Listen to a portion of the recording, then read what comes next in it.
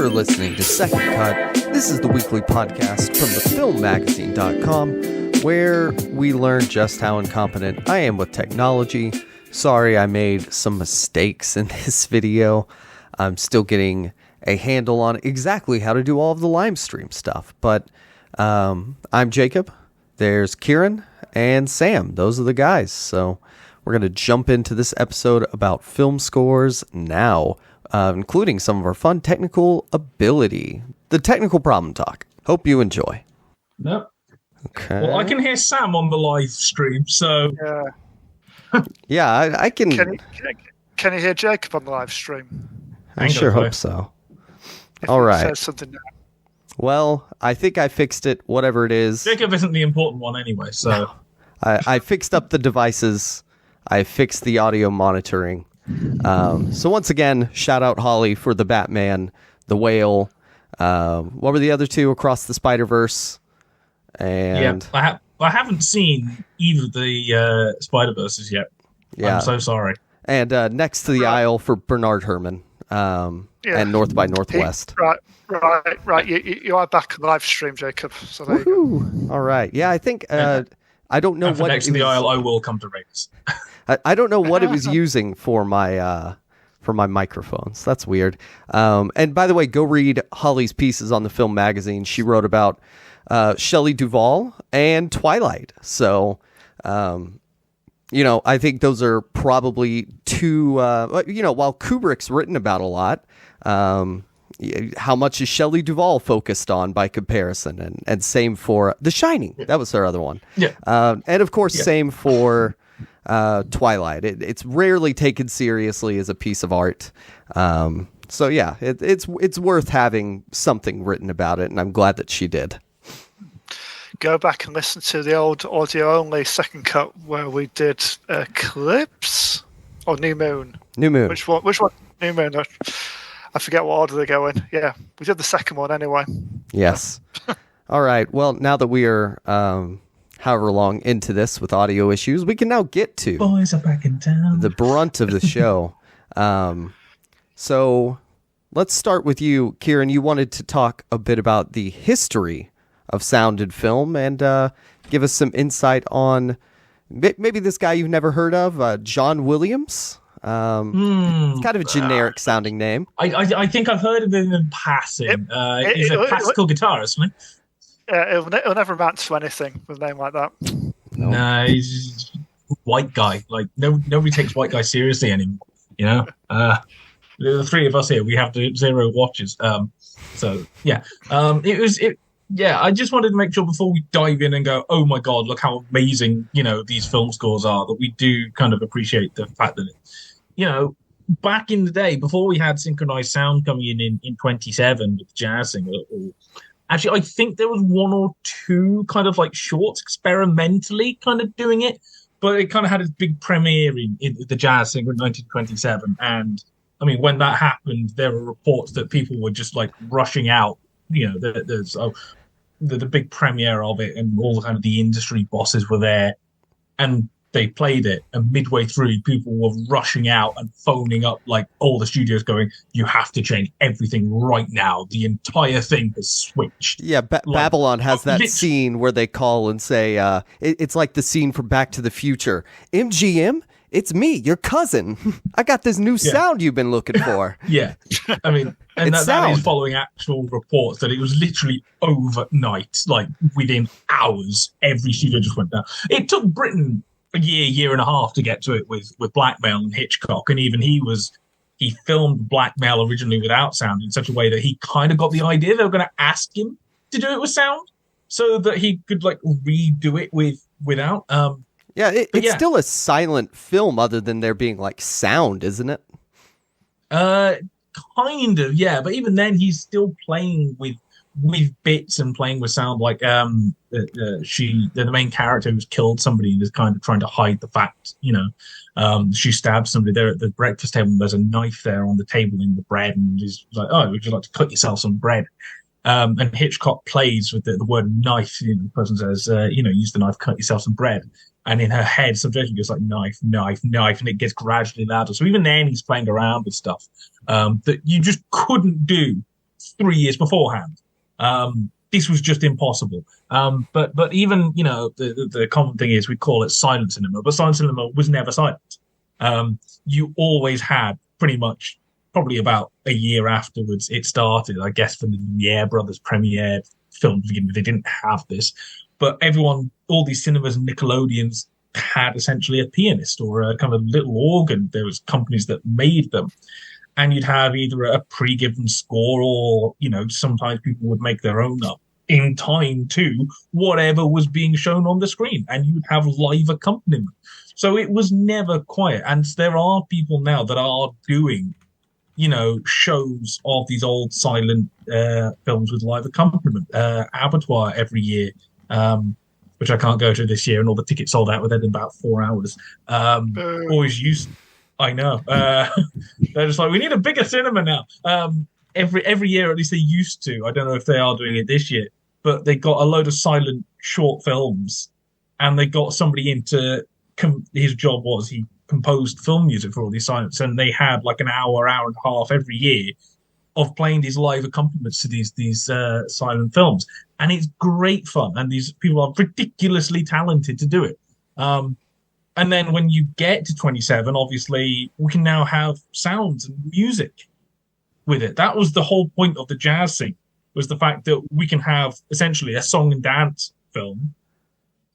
And lots of it is silent. Was it recorded onto film at that point, or was it recorded and then played while it was exhibited, like kind of to the length of the film? I can't remember, because eventually it is the same strip of film. But at the time, I'm not sure. I think a lot of people were experimenting with how you can do it. And it was Warner Brothers that got the system kind of down that worked. So I think, like Paramount and things like that have different variations in the next few years.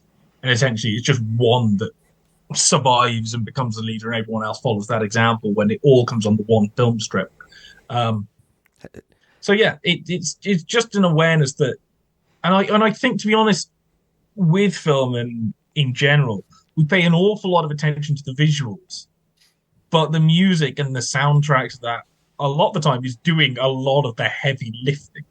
There are some films that would not work without sound. You just couldn't do it. And this isn't just from De Palma's Blowout is one of those. Like it's a film that really focuses on that audible portion of film to sort of go along with Blow Up, which focuses on the visual. And I mean, even the kind of music aside, just sound. Think of something like when I was in second year undergrad, we had a lecture on The Haunting. The Robert Wise movie from '63, where pretty much all of the scares is done from sound. You don't see anything; it's just directed and shot with pitch black. Yes, that's it. Well, I mean, there's that film where it's like 4 minutes of just a blue screen with some music in the background, and they go, "There you go, that's a film." Oh, you're talking about the Star Wars prequels, right? Oh, yes, that's it. No, that's a green screen. Yeah. Have you both seen M? I have I've seen M. Yeah. Yes. Yeah, this is a good point.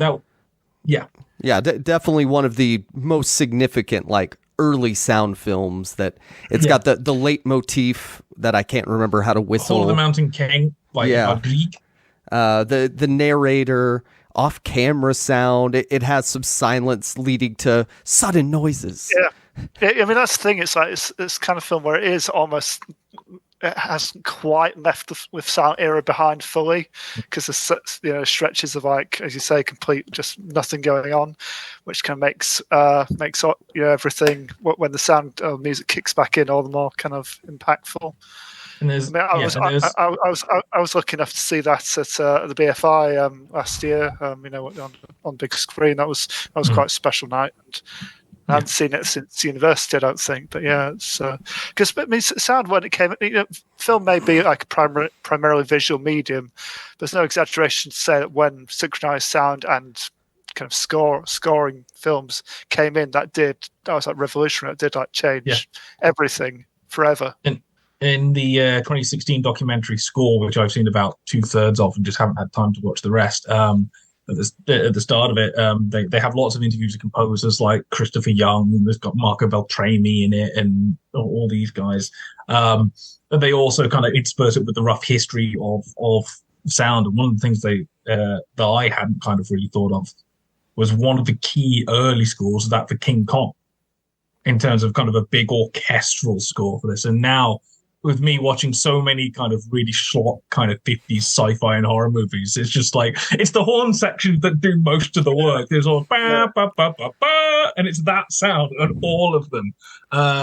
So, you do get these kind of movements in film scores, these big orchestras, and then you go for a more experimental pace, and you get synth coming in with Carpenter and that lot of punk, and then Trent Reznor's doing his stuff now, and Zimmer's going, and you do get these odd kind of changes and movements. And Ludwig cinema, is doing... Yeah.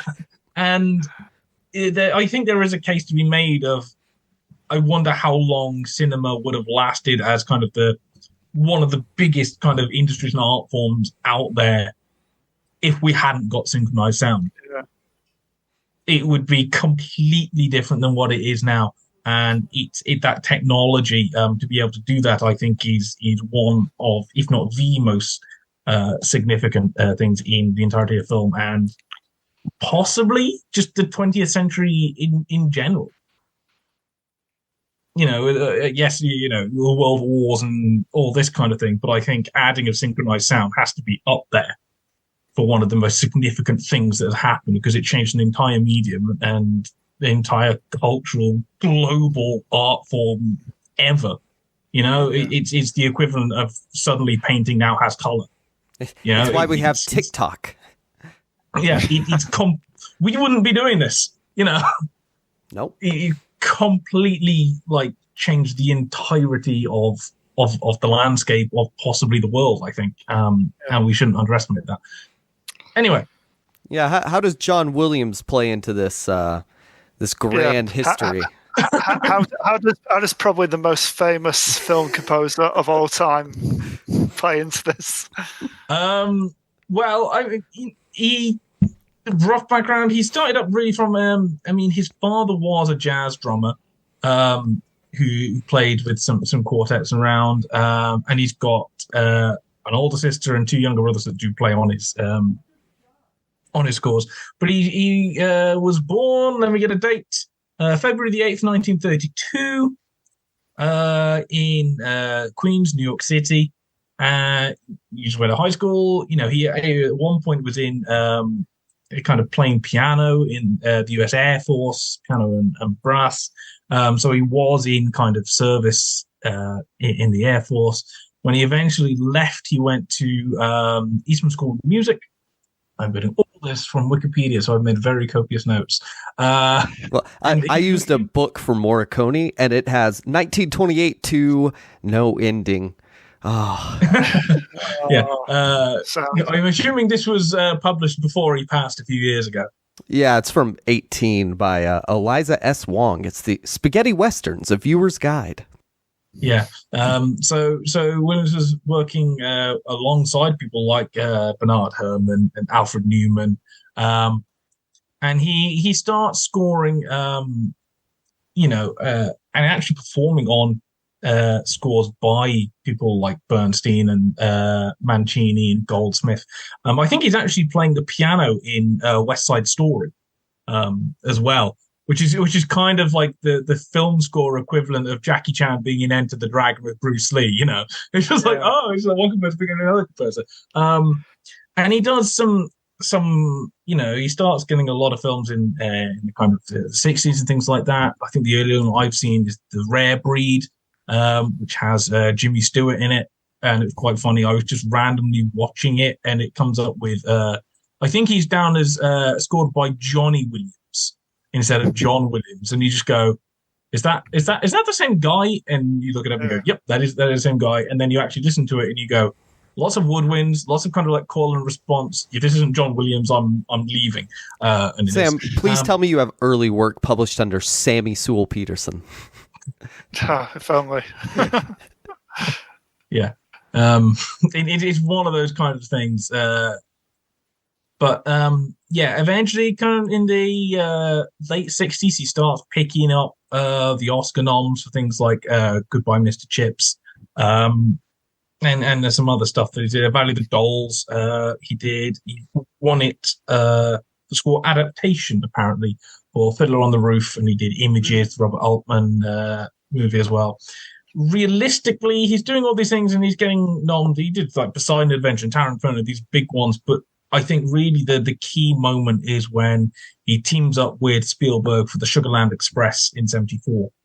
Because then after that, he goes and does Jaws, which possibly, I'm going to go out on a limb, is the most ingrained culturally piece of music. Can you sing that one for film. us? Da, da, da, da, da. Like, there's going to be a lot of singing because we cannot play music. Yeah, we're trying to for copyright reasons. But everyone knows that it's. I think it's one of those ones where now you know it before you know what Jaws is. Yeah, you know what I mean. And 3-year-old like playing a shark in the bathtub does da da da da da. And yet when Spielberg first sat down with John Williams and apparently went, "What are you thinking for the score?" And John Williams said, "Da, da, da, da, da, da," all that. Yeah. Apparently Spielberg just laughed at him and thought it was a joke, and he's going to go, "No, now here's the actual music." And it's like, "No, this is what we're doing." You've made a primal movie; it needs a primal piece of music, and we get Jaws, which is just insane. And then after that, 2 years later, because Spielberg and George Lucas are good mates, he goes, "Why don't you do this little film my mate George Lucas is doing? What's it called? The Star Wars." And the rest is history, as now it has been like, the albums in like National Library for Congress for, contributions to whatever. It has been ranked in many, many lists as the greatest film score of all time. It's the Star Wars music, and he's gone on to do 9 films of it. And it gets to the point where you forget the Imperial March isn't in the first one. It comes in Empire Strikes Back, and everyone goes, "What?" Because Empire Strikes Back it's now the Darth Vader theme. And it's these moments where John Williams, after Jaws, just goes on a run, and I don't think he's really stopped. I mean, he managed to do some great work, with the Star Wars prequels. I mean, so you like about them, a lot of people understand we have issues with them, but the scores for all 3 are just fantastic. They just really are. People out there have said kind of, if Duel of the Fates wasn't a piece of music for a film, it would be up there with like great, just like music. Yeah, it's played at the Albert Hall and it's played at last night at the Proms. It's like a lot of his stuff, especially, can be reclaimed as like traditional classical music. That's how it's structured. That's how it sounds. Very much inspired by Verdi's Requiem, and I think like the kind of the chanting that you get in Duel of the Fates is he wanted something kind of ancient and ritualistic. So it is some kind of like, ritual passage from some ancient, like Celtic or something, that he's put it into like 3 different languages through Sanskrit and then put it back, and then it's gone like that. So it is kind of big and ritualistic and that kind of stuff. And, he goes on an absolute tear and does Raiders, he does E.T., he does Jurassic Park. Schindler's List is one of the most hilarious stories ever, I think, with John Williams. Yeah, real hilarious story, Schindler's List. Spielberg comes up to me and goes, "I want you to do Schindler's List," because famously John Williams has only not done about 4 Spielberg movies. And John Williams watched the rough cut of the film and he goes, "I can't do this. You need a better composer than me to do this score." And Spielberg goes, "Yeah, I know, but all the others are dead, so you'll have to do it." Schindler's List, and like the main theme is now regarded as one of the greatest themes ever written. Yeah. Then he goes obviously and starts off Harry Potter, which other people have taken on, but the main Harry Potter theme is now one of the most recognizable pieces of music ever.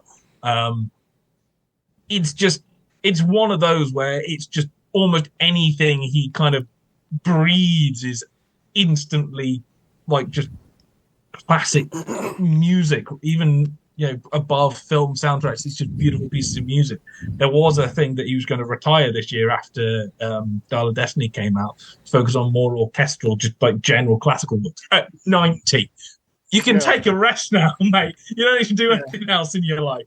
Have fun for for the next decade or so. I mean, that's what Morricone ends up doing, doesn't he? I mean, like last decade of his life, he was just full-time conducting, basically. So, Hateful Eight aside, which was only about 15 minutes of music, if that. Well, I mean, most of the music for Hateful Eight, some of the Morricone stuff, was originally used for The Thing. Maybe we'll come on to this when we get to Jacob. I had no idea about that. So really, yep. Yeah, Morricone was scoring with John Carpenter for The Thing. And a lot of Morricone stuff didn't get used. And so when Tarantino came to do Hateful Eight again, contained thriller in the snow, he went to Carpenter and Morricone and went, "Can I use some of the music that you didn't?" And they went, "Yeah." And I think they kind of must have very slightly reworked it. Well, I think he went, "Yeah," but yeah. or whatever it is in Italian, but I don't know. We need the visual for that one. You have to watch the video to see my hand. Okay. Or don't. It's probably better. But yeah, John Williams has now got 53 Oscar nominations and 5 wins. But the trouble is now that you do look and stuff and go, how did he not get win for this and that and that and that? Like, I don't think he got nommed for E.T. What was his first win? Fiddler on the Roof. Because back then they did an Oscar for, it was almost like musical adaptations. Obviously, it's not behind the musical, but he reorchestrates it for the film. So it was for musical adaptation. So it had like a separate kind of Oscar category, which I think they should bring back, to be honest, because I think it is a challenge to kind of remount a well-known musical and kind of make it appropriate for like. Yes, so it was best scoring adaptation and original song score. So he then won for Jaws and Star Wars. Actually, he did win for E.T. Okay, I mistook that. And then he won for Schindler's List. But this means that I'm actually looking now. He didn't get nommed for Jurassic Park. Whoa. Just whoa. Oh, wow. Yeah. He didn't get just that in general. And you just go, how? Jurassic Park didn't get nommed. Raiders of the Lost Ark did, and then you just look at the amount of stuff. You go Close Encounters, Superman, Empire Strikes Back, Raiders of the Lost Ark, E.T., Empire of the Sun. Okay, admittedly, most of them are John Williams, Steven Spielberg, Home Alone, JFK, Schindler's List, Nixon, AI, Harry Potter, War Horse. It's just, the list goes on. He is the most nominated living person in history, which I know, again, we praise the Oscars when it supports our cause. And wait, who's the most nominated dead person? The most nominated person of all time is Walt Disney with 58, 59. So theoretically, John Williams gets his act together. But see, he needs to get around to that. He's 90 now. Disney was a producer, though. I mean, producers, they get their names on everything, don't they? So they're always up for the most awards. Yeah. But yeah, and my final thing one of my favorite little John Williams anecdotes is in the first Star Wars. There's a little bit of a musical motif when the Millennium Falcon comes into the Death Star and the stormtroopers come on and they look around and they leave again. And a little hatch opens on the floor and they all come out and look around. And there's a couple of notes there. There's like a 3-note leitmotif. There's a something along those lines. And it's a direct reference to Psycho. These 3 notes that you hear quite often in the score for Psycho. And the only reason that's in there is not actually because, obviously, he worked with Bernard Herrmann at times. It's because somebody bet him that he couldn't get the score for Psycho in Star Wars. That's the only reason. And so he went, right, I'll find a wise. There we go. Done that. I win the bet and moved on. To be honest, the thing with John Williams now is you could ask any film composer, were you influenced in some way by John Williams, and they'd all say yes. For, I think, probably almost any film score, and that's just the mark of the man, And we don't have that long left of him, and actually, when I went to see Indiana Jones, like when it was still going to be the last one he did, I sat through the entire credits right to the end just for the John Williams music, because at that point we were never going to get another one. And so I sat and I just went, it's got to be done. We've got to pay the respects, because I don't think Zimmer will beat him. There will never be another John Williams ever. Yeah. Well, there may be a lot of people named that, but yes, yeah. All right. Well, so I think Sam's sort of has a relation to mine, but in relation to Kieran's, Ennio Morricone is just a prolific film scorer on top of, classical orchestral composer and conductor. He's scored for over 500 films. And like we mentioned, one of his last was The Hateful Eight. I think the actual last one, I will actually check and see here, was 2016's The Correspondence. But his first, he started, of course, in Italy, being an Italian guy. His first full score was in The Fascist from 1961, directed by Luciano Salci. And he did actually work with Fulci early on in his career. He worked with pretty much anyone. If you're Italian, he'd work with you. You got money? Yes, I will do it. Yeah. He did have a few works where he, worked with the orchestra, I guess, as a conductor or as a musician. I'm not sure. It says orchestrations only in notes. It was a bit of both. I mean, I don't know if either of you guys saw the big Morricone documentary. It was out last year. I haven't yet, no. That was filmed. Majority of it was filmed basically in the last year of his life, basically. So he's in it. He's been kind of interviews and kind of documents kind of his daily life. It's like it covers like his daily routine of morning exercises, and he just comes across a very curmudgeonly genius, basically. And looking back, it comes across as like. I don't even think in the end, even though he was great at it, he didn't particularly highly value his own work in films. He accepts that brought him fame and fortune, but he much preferred his more traditional kind of orchestra work, and conducting, and sounds very much like a composer version of Miyazaki. Yeah, pretty much. Yeah. I mean, that sounds like any sort of pretentious artist where they go, my commercial work, whatever. This is what I'm really passionate about. Yes. So I mentioned he was born in 1928. Apparently, he was reading and writing music by age 6. Although who knows what that actually means. Maybe it meant he wrote little simple melodies for multiple instruments. I don't actually know, but he started with the trumpet, studied music very, intensely from a young age. His father was a musician too. That's the person who taught him music. But he's best known for his work on spaghetti westerns. But what's funny is he only worked on 35 westerns over 300 films made between 1963 and 1980. So what he's best known for is like a fraction of what he was making in that one span. And of course, he made a few more after we talked about The Hateful Eight, which is one of the films I considered focusing on. But specifically, the Dollars trilogy is what he is best remembered for, his work with Sergio Leone in general. And he got a Grammy for his score in The Good, the Bad, and the Ugly. It topped pop charts in the U.S. It was number 4 on the Billboard in 1968. Stayed there for about a year.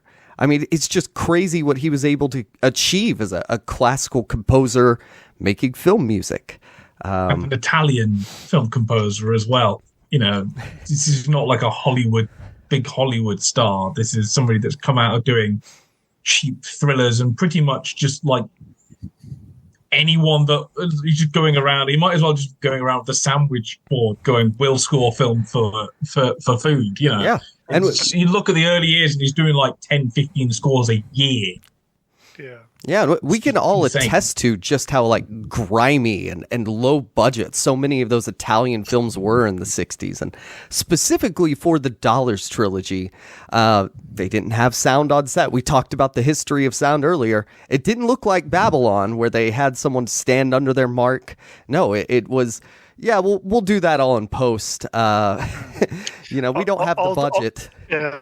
Yeah, and all the easier to sell around the world and dub into other languages as well. I was going to say, you know they're making these films cheap. These are the kinds of films where you'd have half of the actors speaking English and half of them speaking Italian, and then you dub the other half over depending on which country it is. Like, yeah, and actually later on for the re-release of this movie where they extended the scenes, Lee Van Cleef was dead, so they had to use another actor to do his voice.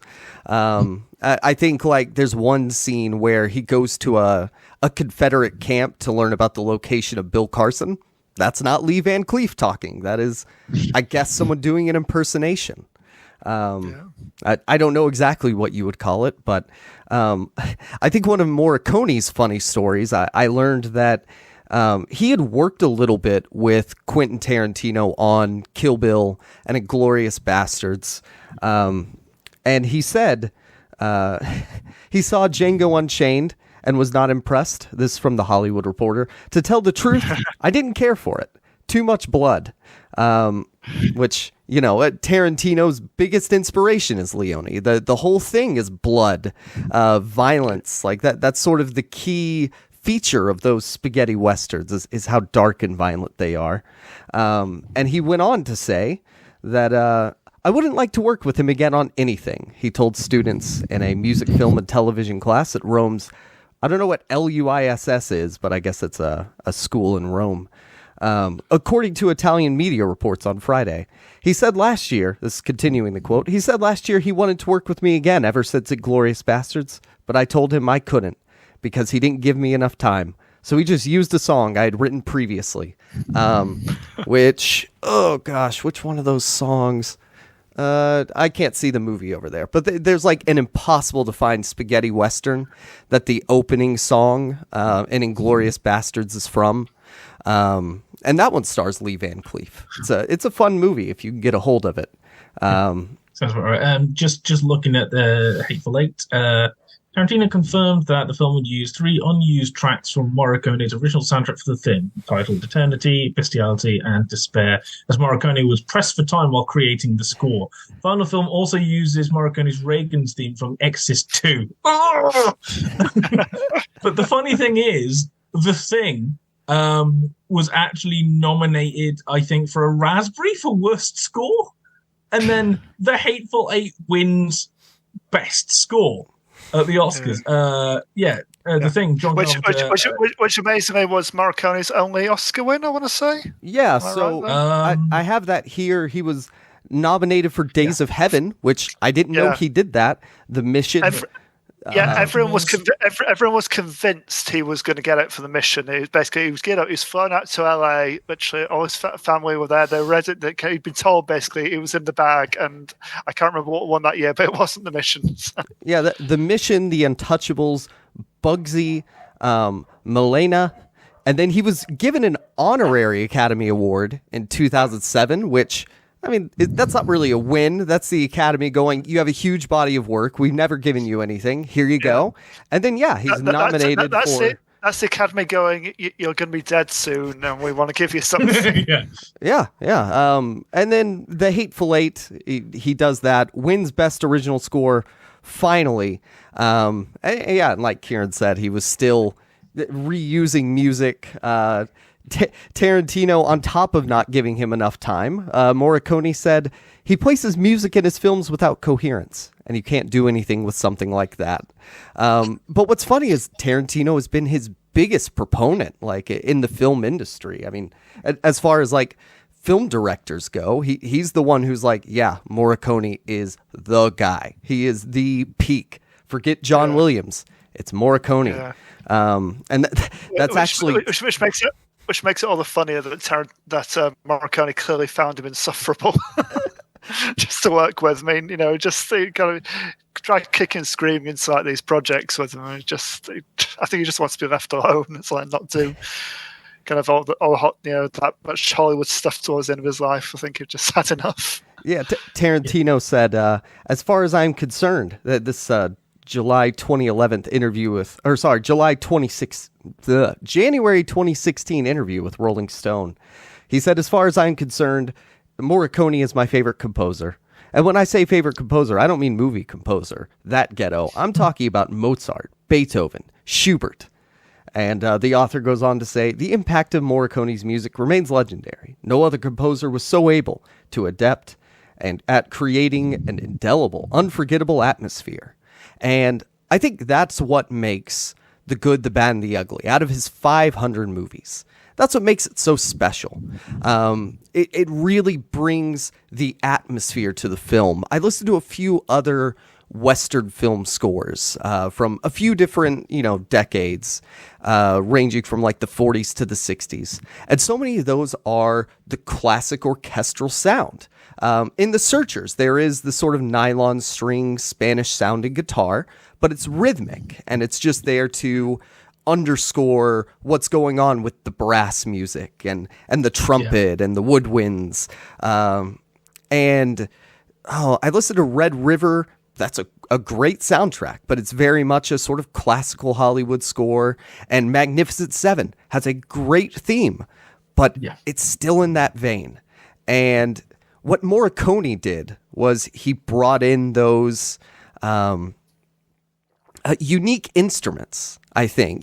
Maybe not unique to films in general. I don't know how big electric guitar was in 1960s films, but it really stands out in The Good, the Bad, and the Ugly in a way that there's just nothing similar to it in other Western movies from the sort of previous era, American Western movies, Hollywood ones, I guess I should say, because the spaghetti Westerns are the taking the American mythology of the West, and then mythologizing it as cinema history, as opposed to Western American history.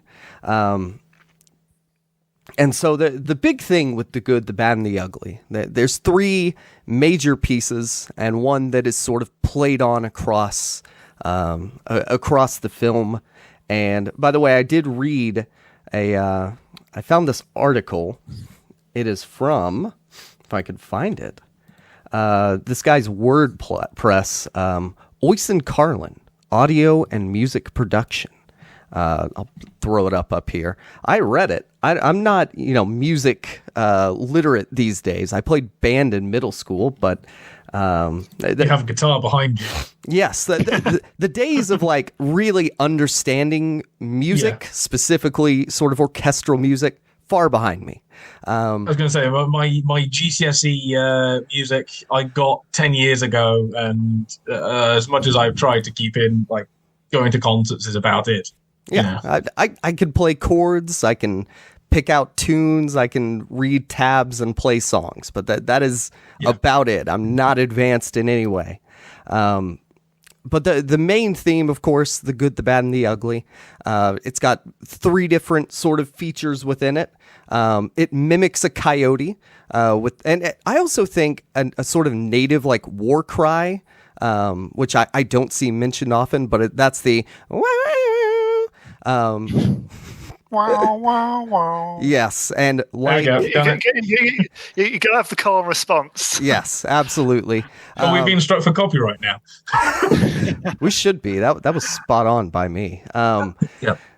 So that with that main theme, resembling the howling of a coyote, a distinctive Western sound, which, by the way, I see them on the road so much. It alive and dead.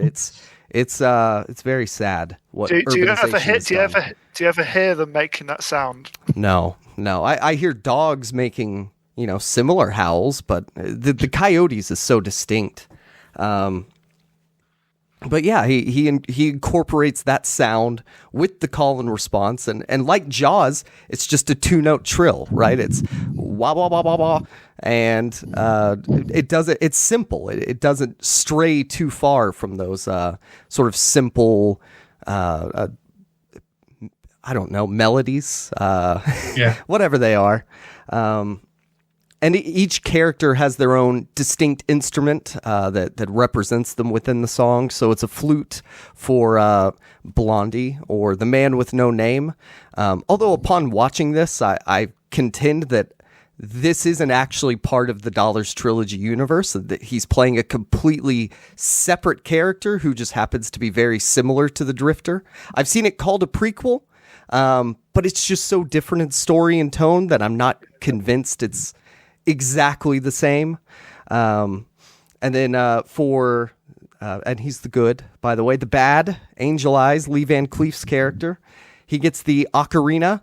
I don't know if I can make that specific sound. I'm trying to describe it in my notes. I just put, it's kind of like a whistle.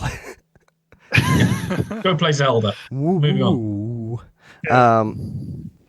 And then for the ugly, Tuco, who is the star of the show, by the way. This is Tuco's movie. It's not about Blondie at all. Eli Wallach was just so kind of underrated in general. He just lit up the screen. Bless him. Yeah, and he looks like I didn't know really who Eli Wallach was. You're saying he's underrated. Doing a bit more research, I was like, "Whoa, that guy's American." I thought he was one of the Italian actors in this movie. Yeah. He blends in so well, playing a Mexican guy. But that's the one that uses the human voice, wah wah wah version of that. But also, strike number 2. One thing I noticed was that Blondie and Tuco, due to their partnership, I guess, they both get that wah wah wah sound, while for Angel Eyes it's boom boom boom on guitar. So I haven't. Well, considering we did that about 3 times, thank you for listening. We're about to get taken down by YouTube. Yeah. But he doesn't just, have that one theme, which is played on across the film, developed, representing the characters, the situations that they're in. There's also the piece played at the Civil War POW camp, whenever they get Tuco and Blondie are taken prisoner by the Union Army, and they get Tuco gets tortured. They're playing this Civil War song called "The Story of a Soldier." And I think that's a really good piece that fits the setting of the film during the American Civil War. By the way, another funny thing about this movie is its complete lack of comment on the American Civil War, and I appreciate that as a sort of non-American perspective on it. It's just kind of two sides are fighting, and they don't care one way or the other about either of them. And then they have the two. Maybe just the Ecstasy of Gold is the real major one. It's used in commercials. It's played by Metallica and all kinds of bands. Song. Yeah, and Karen, do you want to give us that one? Okay, can you sing that one for me? Yeah, I'll just go. See Metallica. Just go see Metallica, and then also you get an entire Metallica show as well. And it's so good in the way. Sorry, Kieran or Sam.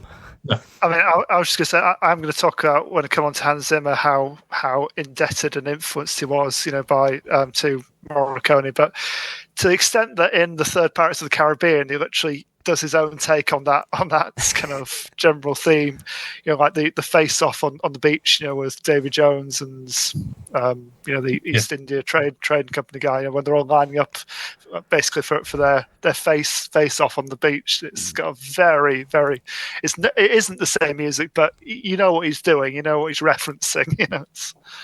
I think you'll find the name is Lord Cutler Beckett. Thank you very much. Thank you. And Tom Holland. The Ecstasy of Gold is played as Tuco's running through the graveyard trying to find the Blondie had told him a name earlier. I think it was like Andrew Stanton or something. And so he goes looking for that one grave, and he finally finds it, and that's when the piece hits its crescendo of pure ecstasy regarding gold. And then, of course, they dig up the body It's just a skeleton, which the guy died just months prior. The movie takes place the year that the guy died, and he is a full skeleton. So they couldn't. Welcome to Texas.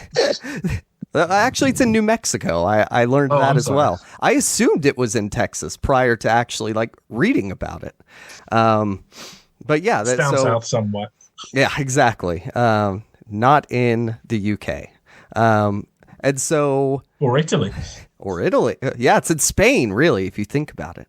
There were so many films shot in that one area of Spain. I learned that too. Like so many movies, and spaghetti westerns in particular. But yeah, so right after that, Angel Eyes shows up. He's got a gun on both of them, and that's when Blondie pulls out. Oh, look, there's the grave. There's nobody in it. I know the actual name. I'm going to write it here on this rock and put it in the middle of that field, and we're going to decide who gets this gold. And so they wander into that circle and create the Mexican standoff, and that's when we get the trio, which is I'm not going to sing the whole thing, but it's the mariachi trumpet, along with, I think the guitar is playing that sort of Ecstasy of Gold intro bit, so sort of connecting those two pieces, and God, it's so great. And of course, in that scene, Blondie shoots and kills Angel Eyes, and Tuco discovers that Blondie unloaded his pistol to, I guess, keep him from killing him in a sense, helping him maintain control over the situation. But yeah, Angel Eyes dies. They retrieve the gold. Tuco is nearly hanged, but then shot down once again by Blondie, like earlier in the movie. And he runs off into the sunset with the gold as Tuco stands there yelling for him, cursing his name. And the trio, I also found out, is used as an interlude on a Lana Del Rey album. She repurposed it, sampled it with a trap beat over it. So, yeah, Jessie, she was watching the movie with me, and she was like, "That sounds like a Lana Del Rey song." And so we looked it up, and used that. So yeah, I think the big thing to take away from The Good, the Bad, and the Ugly score is like, it's so integral to the movie. It was actually written before the movie, which is a fun fact. They played it on set to help people like get into character and understand the feeling and performance that they should give, and which you can also do if you're going to add all the dialogue afterwards. Yeah, exactly. And I think another fun thing about the soundtrack, the incorporation of the gunshots and the whips and just all those unique sounds that, surely somebody else had done something similar previously, but he did it in a way that was just so interesting for the Western genre. And, I had to go seek out and listen to these other soundtracks, but I've heard The Good, the Bad, and the Ugly within pop culture, within culture in general.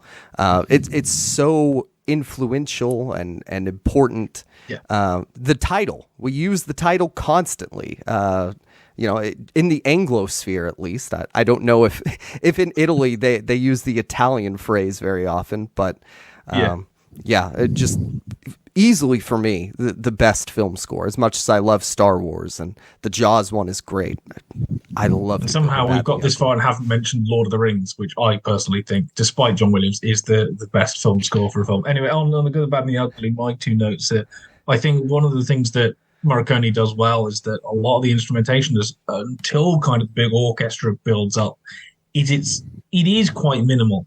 And quite kind of lonesome and like a breath, and it gives that kind of expansive feel by not having a kind of really thick kind of timbre to it. It's quite empty, thick texture. When you think about the flute and the ocarina and even the kind of lone kind of steel guitar, it's very, and it gives the kind of wide kind of expanse to the Western that you get, and especially when you get to like the ending, that big wide, the three of them stood there, it feels like that. And then just a note that you were saying earlier, before The Good and Bad, the Ugly, you had kind of traditional kind of orchestral scores that are really great. But then after 1966, every Western score is just The Good, the Bad, and the Ugly. You know, that's how it's now done. It just turned on and went, yeah, that's great. This is now how you do it from now on, and everyone just kind of agreed and went, "Yep, okay, right." And especially if you're Quentin Tarantino, where it's literally Ennio Morricone. Yeah, and I mean, Tarantino, we know, borrowed from everyone, especially Italy. The kind of start of Kill Bill Volume 1 borrows from Seven Notes in Black, which was a Fabio Frizzi score. Who, hilariously enough, if you want, because it's obviously Italian, goes all the way around, Fabio Frizzi scored a lot of Lucio Fulci movies. Who else scored Lucio Fulci movies? Ennio Morricone. So pretty much anyone from Italy, it just goes around like that. And obviously Morricone scored people like Argento, and, you know, literally anyone in Italy that would pay him, he scored. It's just like that. He is the kind of composing equivalent of Donald Pleasance. Will work for money. That's kind of how it works. Big films, tiny ones with interval budgets. Yeah, we'll go. My last note is I was probably sort of formally introduced to Morricone through Tarantino, which is part of why I'm bringing him up. The other part is the sort of Morricone scholarship doesn't shy away from talking about him, and the way that he didn't popularize him, but kept him in the consciousness of modern film. And of course, he also took the end of The Good, the Bad, and the Ugly, and that's the end of Reservoir Dogs. It's people with guns in a standoff, and I don't know if that's all Tarantino movies. That's true. I don't know if I would have been introduced to spaghetti westerns and all of that without him. Maybe I would have, because my dad had seen Trinity and stuff on TV. But thank you, Tarantino, in a way. And finally. So I'm talking. I've got the most recent of the three composers. Even though Hans Zimmer has already had a 45-year career himself, so it's not that recent, but comparatively. Sam, I thought you were going to pick Danny Elfman, so this wasn't out of left field, but that was my guess for you. You thought I was going to pick John Carpenter, who I did think of. Yeah, I mean, I do like Danny Elfman, don't get me wrong, but I think Zimmer's probably had more of a stronger impact on me in kind of especially more recent years. So Hans Florian Zimmer, born 12th of September 1957 in Germany. By the way, I like how we're giving what year they were born. We don't do that for any directors. No, it's not painfully obvious. We should start. We've all copied and pasted the first line from the Wikipedia page onto our notes. Oh, come on, all our facts from Wikipedia. Yeah. So he's won 2 Oscars for The Lion King and for June, and 4 Grammys, 2 for The Lion King, 1 for Crimson Tide, 1 for The Dark Knight. And he's also been nominated for 3 Emmys and a Tony. So, he's not quite up there with, and obviously many more nominations besides, not quite up there with like John Williams in terms of the sheer number, but, he hasn't been going for quite as long as John Williams either. I mean, one thing that occurs to me while you're both talking, all 3 of our guys are the sons of musician parents, aren't they? Because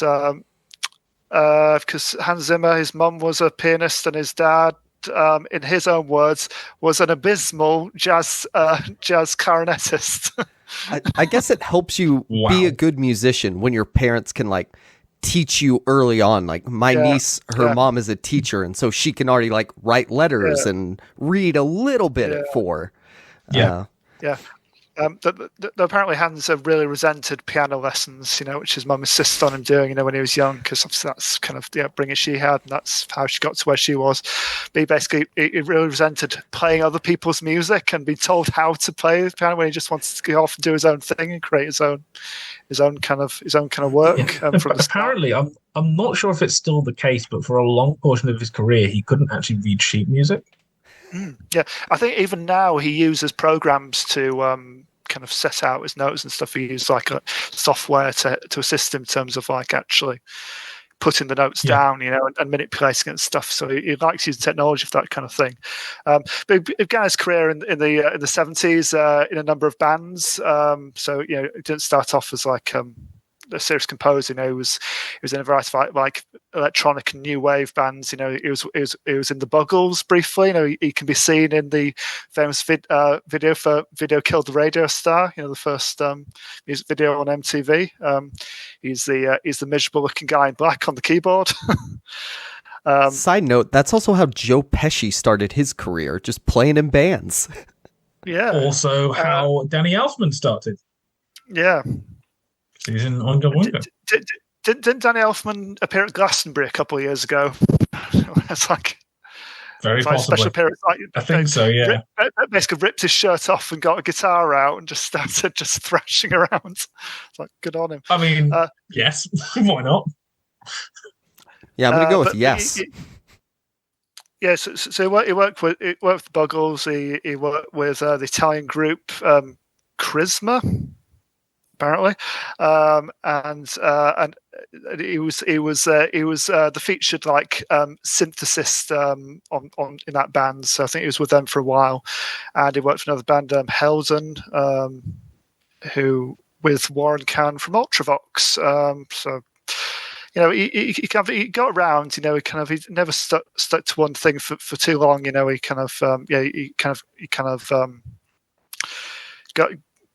got kind of his place in like the musical world, through like popular music, and then eventually kind of he moved to London, started working in various studios and like as a session musician, and then eventually got into film composing. And like his like big breakthrough was Rain Man, apparently.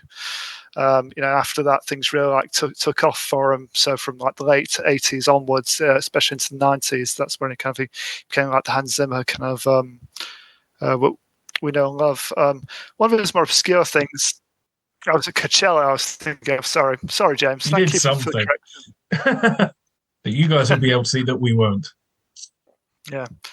I mean, one reference that'll probably go completely over everyone's head who's not in the UK. I mean, it'll probably go over mine and Kieran's head as well because it's a bit before our time. But one of his early kind of hits that basically paid his bills for a long time was composing the theme tune for the TV game show Going for Gold. I haven't seen it, but I know of it. Yeah, and he said about that, it's the sort of stuff you do when you don't have a career yet. Yeah, Bill Bailey's one of his old things. He used to work as a session musician, putting the sounds on to teach yourself French records. The bing, ding, ding, that kind of thing. What you got to do? Yeah, I mean, basically over the last 30 years, especially, kind of, I would say he's probably like the kind of big composer. He's sort of almost kind of overtaken like John Williams in that regard, especially in terms of like popular cinema. And he's best known for obviously for music that can for music that conveys like a certain kind of epic scale. So films like Gladiator, Pirates of the Caribbean, Dune.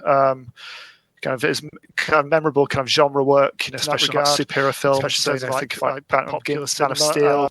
Did Sherlock Holmes as well for Guy Ritchie.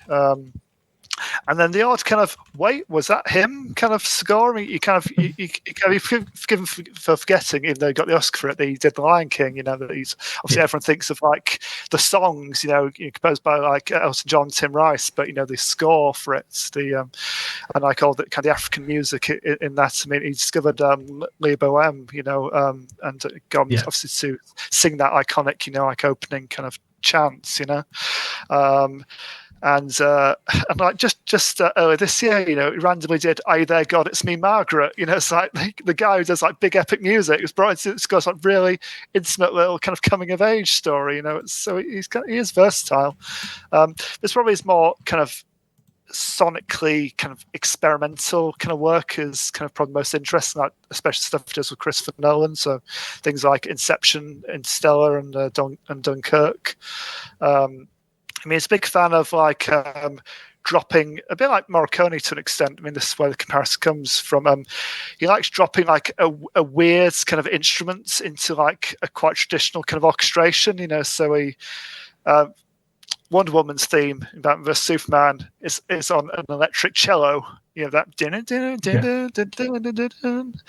so that's an electric cello. You've got use the theremin on Man of Steel, the banjo on Sherlock Holmes, and the bagpipes on Dune. So he likes just picking up a random instrument and just kind of making his soundtracks a little bit more a little bit kind of more unique. I mean, he's worked a fair few times with with some of his favourite directors. So Christopher Nolan 6 times, Ridley Scott 6 times, Ron Howard 8 times. I mean, I always forget he did all like the Da Vinci Code, Rob Langdon films for some reason. Did he do A Beautiful Mind?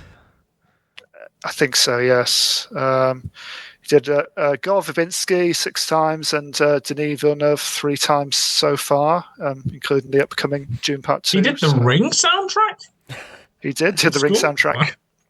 He also did A Thin Red Line. Yeah. And again,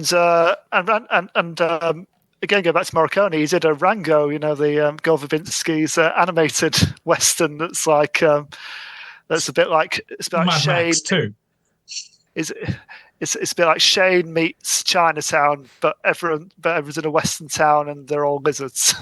Wow. Yeah. Looking over this list of animated movies that he did, Kung Fu Panda, Spirit, Madagascar, Shark Tale. Yeah. God, what a versatile guy. That's awesome. I know. I mean, it has said in interviews that like the scores of Ennio Morricone. The Simpsons. Yes. Yeah. Oh, he did. Did he do the Simpsons movie, or because I know obviously Danny Elfman did the original theme, for the show, but then kind of stepped back. But yeah, I think he got brought into the movie. I think. But yeah, he's cited Morricone, but especially Once Upon a Time in the West as the score that most inspired him to become a film composer himself. And I'd say that's personally my favourite Morricone score, Once Upon a Time in the West. So for me, I think his best stuff is the stuff he's done with Christopher Nolan, really, because I think he never does the same score twice, and he's always kind of playing around, experimenting with them. And for me, I think Sherlock Holmes was that was him when he did that with Guy Ritchie. That was him kind of taking quite a traditional kind of like blockbuster genre score, and then kind of just throwing in a bit of oddity to kind of mark it out. But yeah, I think with Nolan, I think he has the general idea about the kind of mood he's going for, but essentially just says, "Look, Hans, just go play. I trust you. Bring something interesting back, and I'll find some use for it." I mean, he is. I don't think any other composer has changed film trailers quite the way. Well, okay. Hans Zimmer has. Well, let's bring up the blam of it all. That's. Hang on, I just need to find the right quote for that. Here we go. So. That's what he's known for, and people say, it's like that's all you hear in trailers now. But that's down to Christopher Nolan's marketing. Christopher Nolan is a really good marketer of his films, and kind of he knows kind of how to kind of capture the zeitgeist and what to show, what not to, and everything. But that famous sound from the that wasn't Zimmer, was it? That wasn't Zimmer. That's not in the film. There is a similar sound in some of the music in the film itself, sounds like a foghorn or something. But the one for the trailer was composed, especially for the trailer, by Zach Hemsey, and it's appeared in many other trailers since that. But that's what people think of. But really, it's I think it's more sophisticated than that. Zimmer, and kind of in layers is soundtracks a lot more, and kind of how he plays around with like electronic music and combines it with like traditional orchestration. So Inception for me is kind of his kind of quintessential kind of soundtrack, I suppose. And I think Christopher Nolan's films are often accused of being quite cold, kind of more about ideas and in-camera spectacle ahead of like the emotions, the audience meant to feel. but as well as being like one of his more metaphysical works, it's probably one of his more character-based and kind of soulful stories. Because essentially, for all like the head screwing ideas, it's like all the idea of invading someone's dreams, implanting an idea, and having to heist your way in and heist your way out again without losing your marbles. Essentially, it's a film about like a troubled, grieving man taking the long way round back to his family. Essentially, I mean that's essentially what it is. And I think Zimmer's score is kind of essential in kind of maintain that like emotional connectivity, and as well as like the visual signifiers, like the color palette and the film speed and certain kind of choice in terms of like the effects. It's his score that kind of ties all these layers of the dreams together and into like one cohesive like whole. I mean, one thing I rewatched this, especially for this podcast, and one thing that struck me more so this time around, it's like, everyone thinks like the. I mean, kind of a couple of tracks I kind of picked out. Like everyone thinks like the dream is collapsing, which is like the one he uses for all the action scenes. Essentially, it kind of steadily builds and builds and builds, like crescendos, and so it's very effective for like maintaining that kind of tension and like the scale of the thing. And then other people also think of Time, which is like the last track in the film here, and that's like where the whole story is coming full circle and Cobb's back to his family, and there's that ambiguity at the end, about whether it is and isn't a dream, but that's like the kind of the emotional kind of high point and like the conclusion of the whole thing. But essentially, what these guys are doing, these dream heist guys, essentially the breaking into someone's minds and to implant a memory, because that's what I'm employed to do.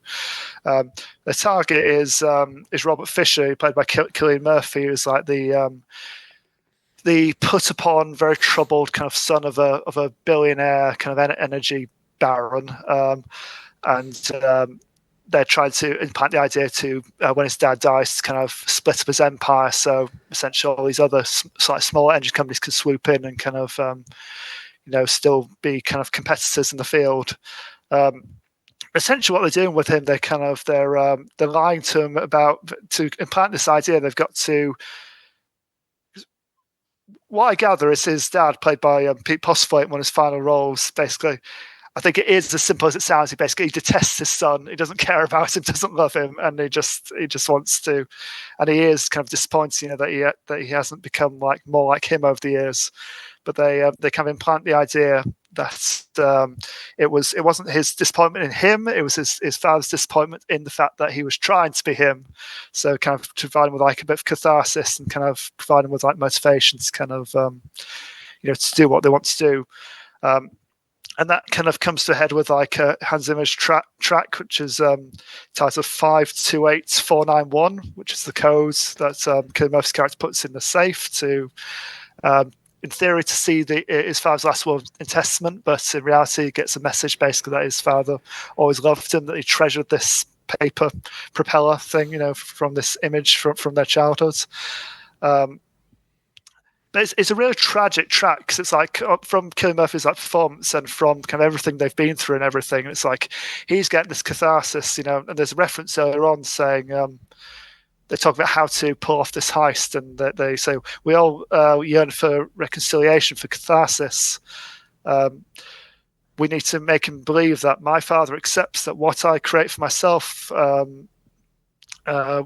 is more important than me following in his footsteps. Which isn't true. It's like, as I say, it's like his father, I think, probably wants him more like him, but they've basically said, kind of implied this idea that, maybe it wasn't so bad. Maybe he really did love me, which I really don't think he did. Mm-hmm. So it's like the combination with this, it's kind of a victory moment because they're succeeding in their mission. It's kind of they get what they want, and Cillian Murphy's obviously gets something out. His character gets something out of it. He's kind of crying his eyes out. That thinking his father actually loved him. But really, it's based on a complete lie, and this idea, this number they've put into his head. That he's made that connection to something that's not actually kind of real. I think the track, which is very kind of, it's probably the most traditionally orchestrated kind of the tracks. You know, it's very kind of high strings and everything like that to kind of bring out the emotions. And I think that scene, you might be kind of thinking at that point, it's like you might be basically not beyond like the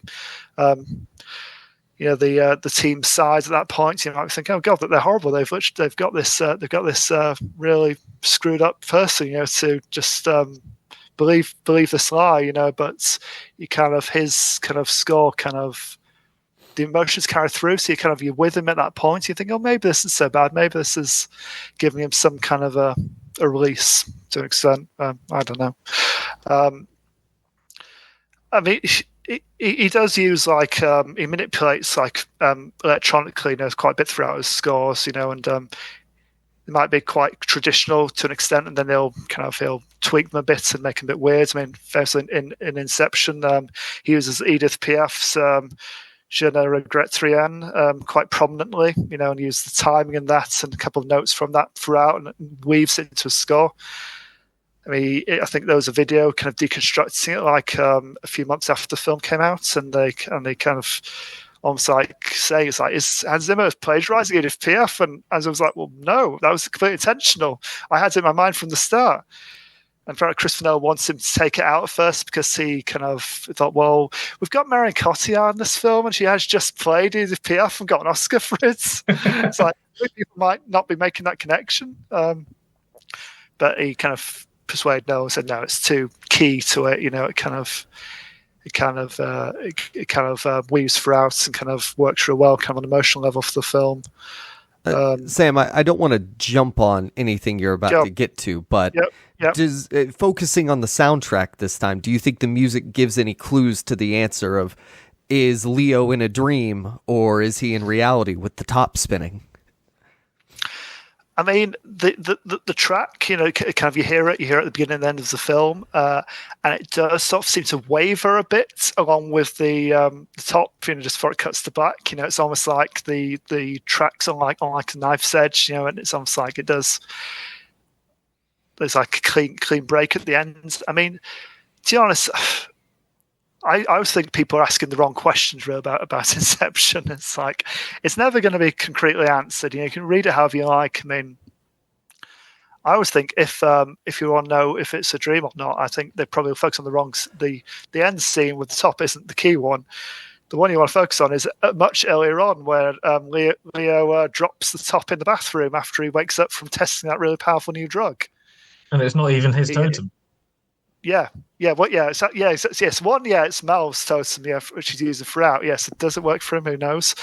And also, he's he doesn't spin it properly in that scene, and kind of you don't see it land, and he just scoops it up and walks off. So you don't even know.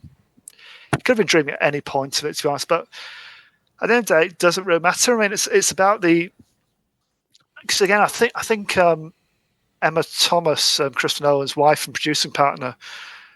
He admitted, because he said that's the question he gets asked the most, about the end of Inception, and he said during the pandemic, apparently she gave him the best answer they'd never thought of, and he's going to use it in every interview since. And he says, well, does it matter? Surely, if that's the happy ending for that character, isn't that the most important thing? At that point, he doesn't care if it's reality or not really, because he's got his happy ending. That's been my answer for years. Everyone's like, it's still a dream. It's another layer. And it's well, what does that add to the story? The story of it is been completed. You're now just trying to add stuff which isn't naturally there just for the point of making an argument. I mean, there's a tragedy of Mel's character, obviously, where she's, she was convinced that she was still asleep, that she was still dreaming, so she committed suicide, and that's kind of his guilt because he gave her that idea originally that maybe their world wasn't real. And again, it does all ties back to, I think Zimmer's score kind of punctuates all these moments and kind of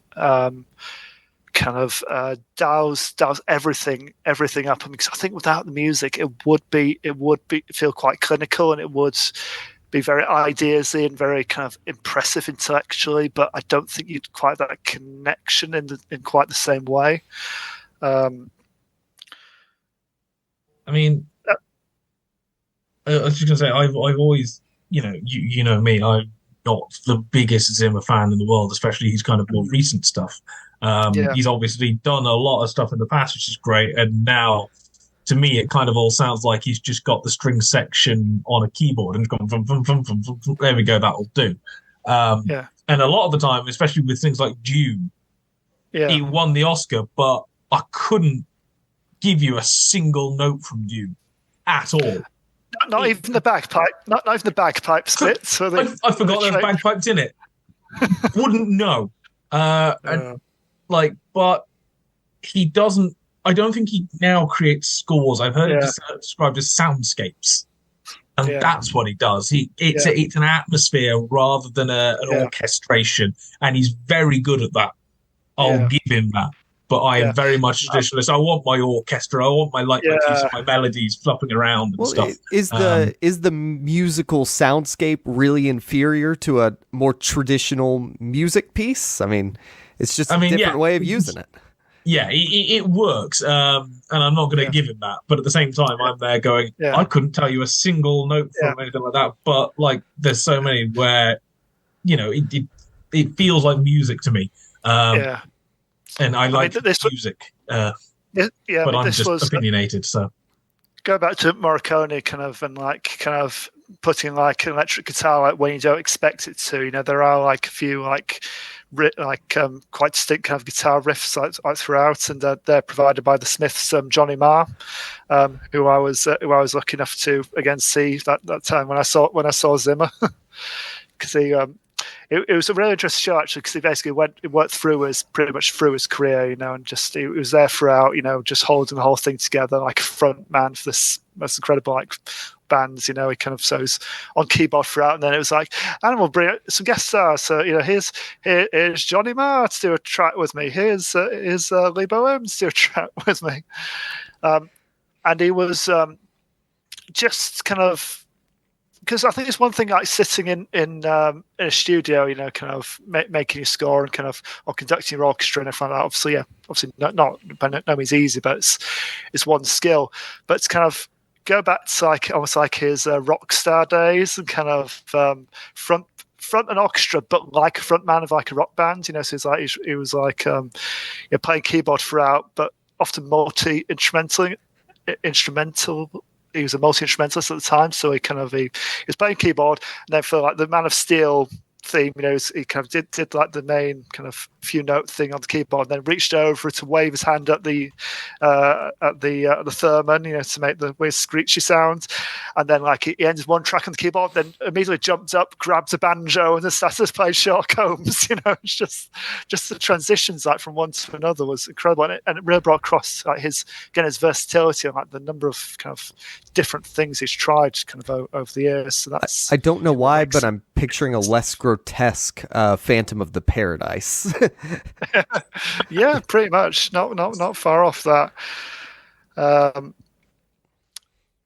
mean, he's kind of he's had some interesting little quotes, like talking about like why does it kind of just he said just for the game of it, just because I enjoy doing it. I'm just getting started. When he was asked at 65 was he thinking about retiring, it's like no, he's going to keep going till the keel's over, basically.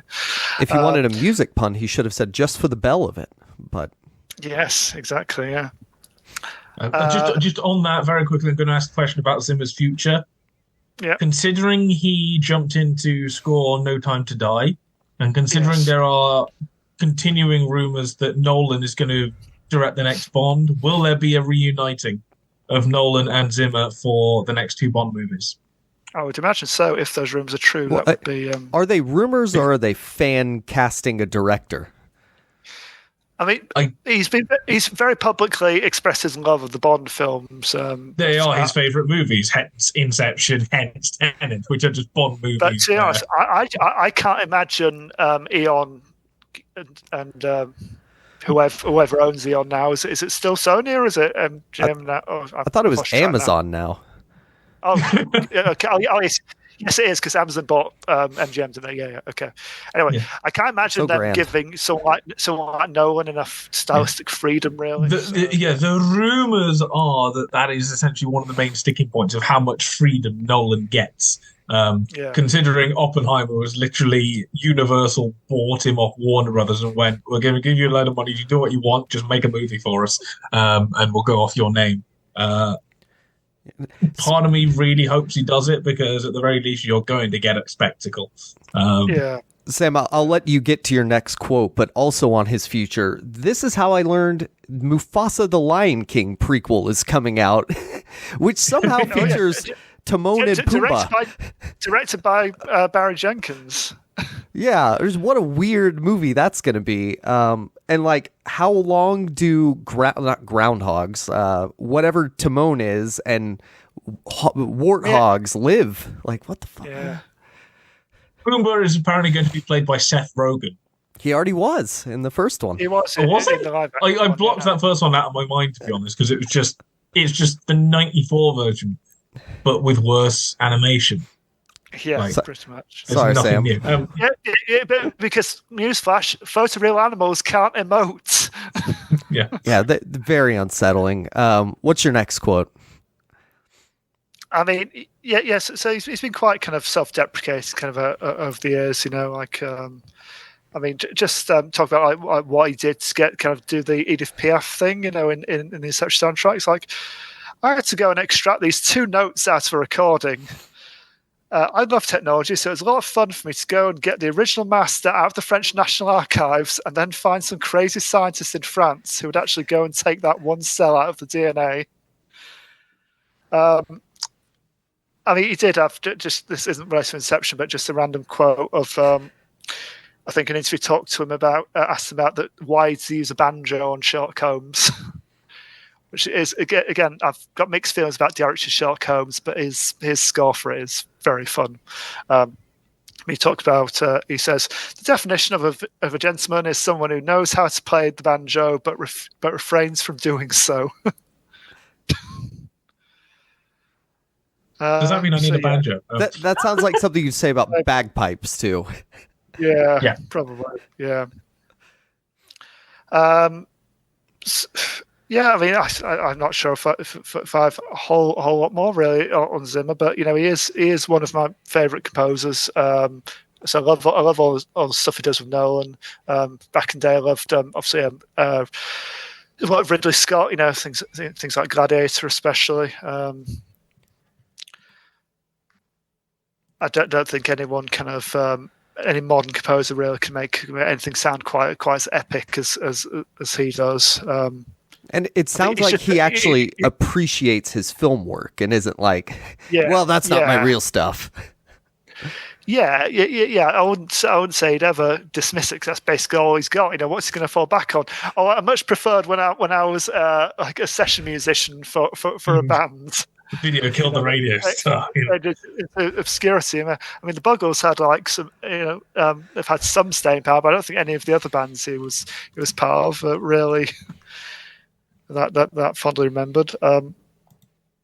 He did Top Gun Maverick as well, didn't he? How about that? And Blade Runner 2049 with somebody else, which that one at least you can tell. Yes. Because there are some worms in there. And you go, is this something like just Hans Zimmer on like synth? And it was like, okay, yes, it is Hans Zimmer on synth. Yeah. It's the session musician. You suspect like his Dark Knight trilogy, especially the Dark Knight, which he did with James Newton Howard.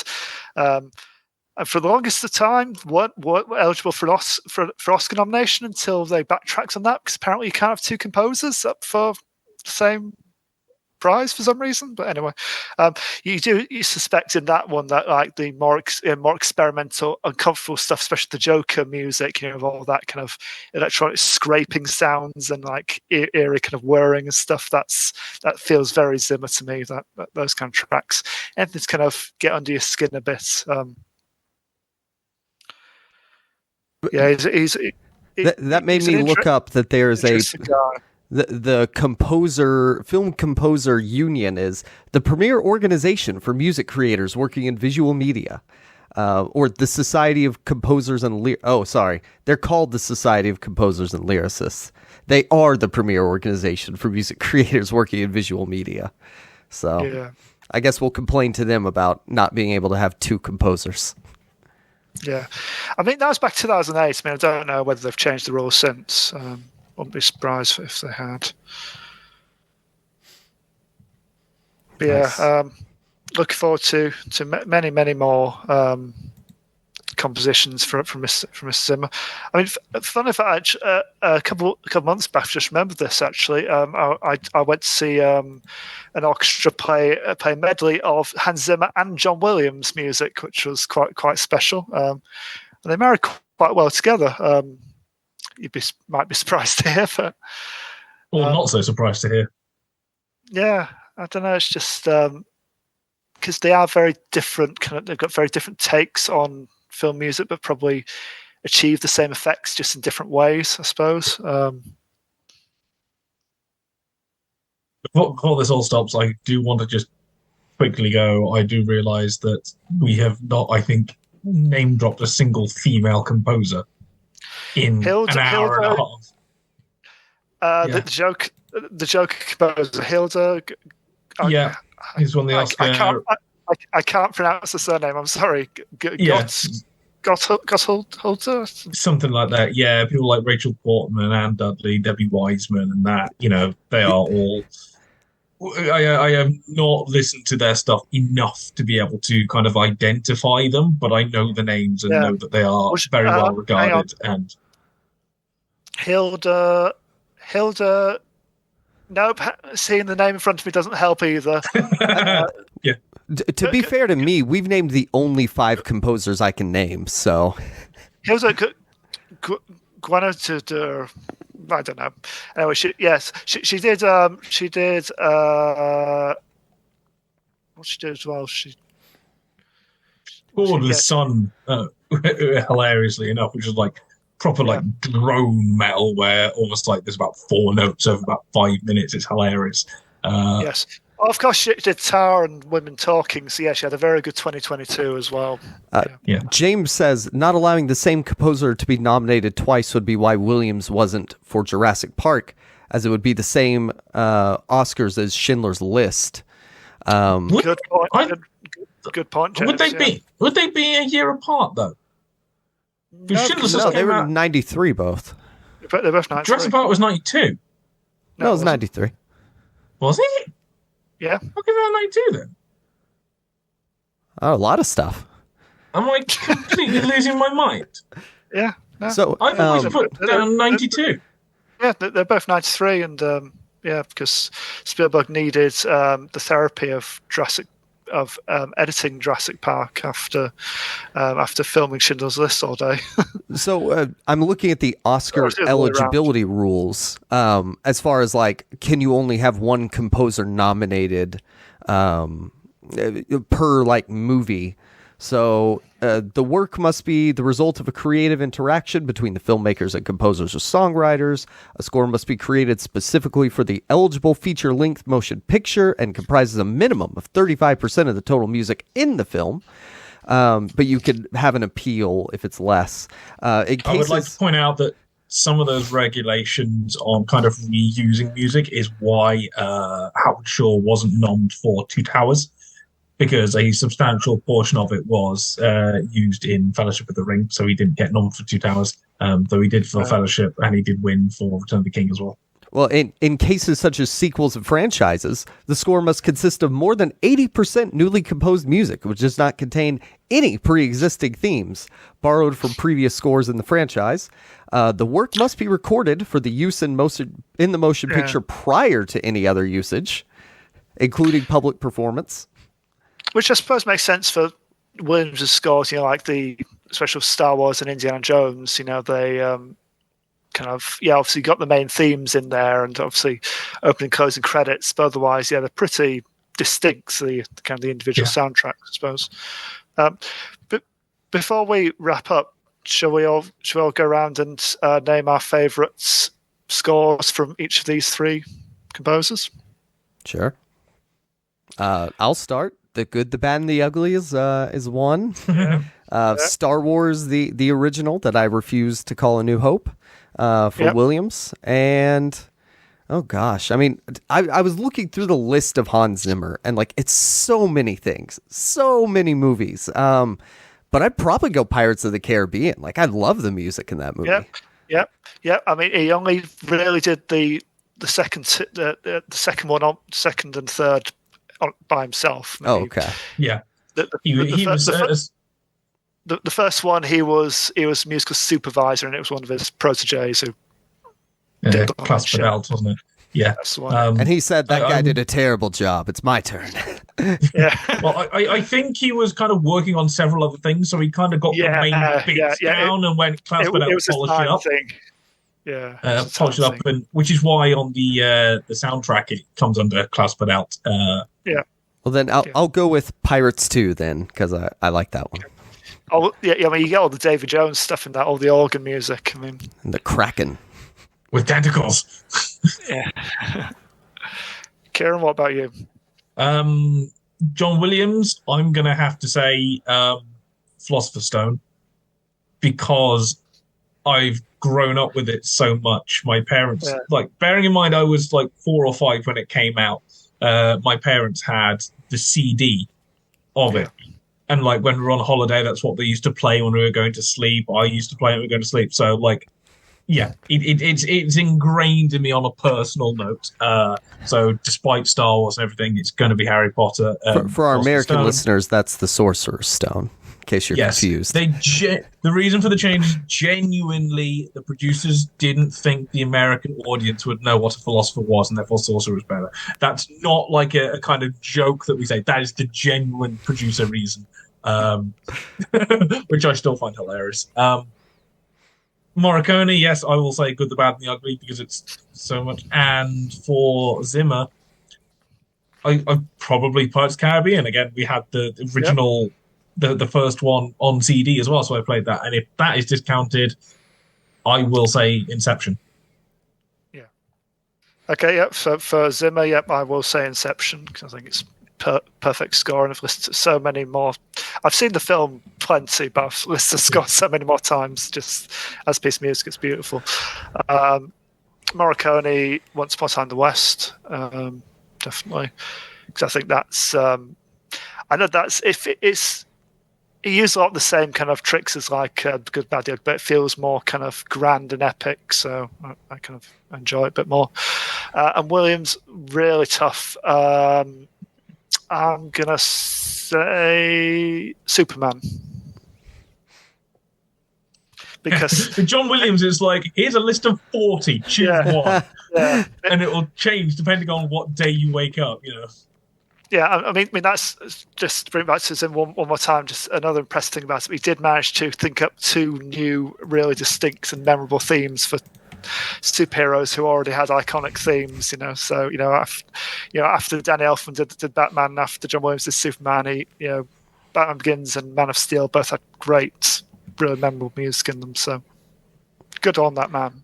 Yep. All right. Well, that is our extensive, nearly 2-hour discussion on film scores. I thought we were trying to cut these down. Well, we can count the film history part as Kieran's section. Well, you know what? We are trying. Still the shortest section. We are trying to cut them down, but whatever. Sam, I'm sorry, we're cutting and Kieran into your reading time. I guess that's what you both do when you leave. Sleeping time, I think. Why not? Or sleeping. All right. Well, we're going to head out here. But before we go, guys, where can people find you online?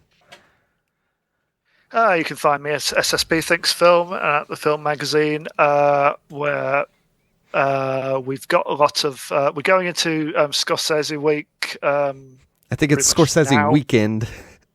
Scorsese celebration of Scorsese, but before that we were celebrating the Disney centenary. So check out my countdown of all the major villains from Disney animation, and kind of I ranked them all from least to best, most threatening and memorable, essentially. So check that out.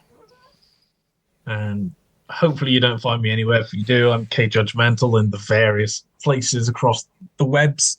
I should have we're going into Halloween season, so in the nicest way to Scorsese, he's not my area. I've seen a couple of films across the span, and that's about it. So in Halloween season, I should have a Bela Lugosi, Where to Start With, coming out soon. Eventually, because it's now at its premiere and it's coming out next week, I think, I'll begin to see the new Jekyll and Hyde, the new Hammer film, and there will be various bits coming throughout when I get the chance to horror on.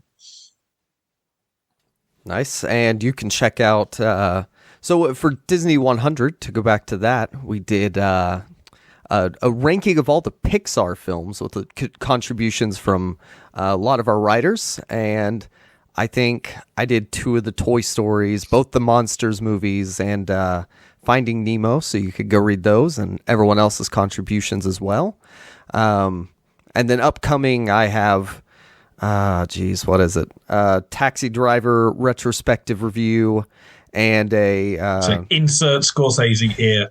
Yeah, it's a collaboration between Scorsese and Robert De Niro, like Sam's about Kurosawa and Mifune. And by the way, Sam, you said name a more iconic one than that other than John Ford. Well, I mean, Scorsese and De Niro are up there. I mean, it's a pretty big one. Well, I think I said from the mid-20th century. So that's fair. You're heading towards the later half of the 20th century. Then. I was going to say Spielberg and Williams is my iconic film duo. Well, maybe you can do that collaboration piece at some point in the future, Kieran. Yeah. I think I'll wait until Spielberg brings out his documentary on John Williams, which he's threatening to do. Which then, would John Williams have to write the music for a documentary about himself? That would be interesting. Yeah, and so go read that stuff.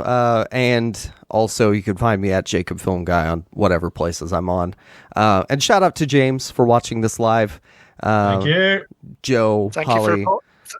Thank you for reporting on our technical difficulties, James. Yes, thank you. Also Liam and Greg and anyone else who actually listens to this. It is much appreciated. Remember, you can listen to all the episodes. If you've missed any, they are being backlogged on YouTube to see our faces, and are also going up onto Spotify and I guess Apple and all these things. If you should miss a random fact or rant somewhere, to go and re-listen to it, and also buy the swag, obviously. Yeah, down in our description we have the link to the TFM Redbubble store. We have a place where you can just give us money if you don't want to have more possessions, and you want to unburden yourself from all that money you have. So, I guess that's it. So thank you for listening, and goodbye.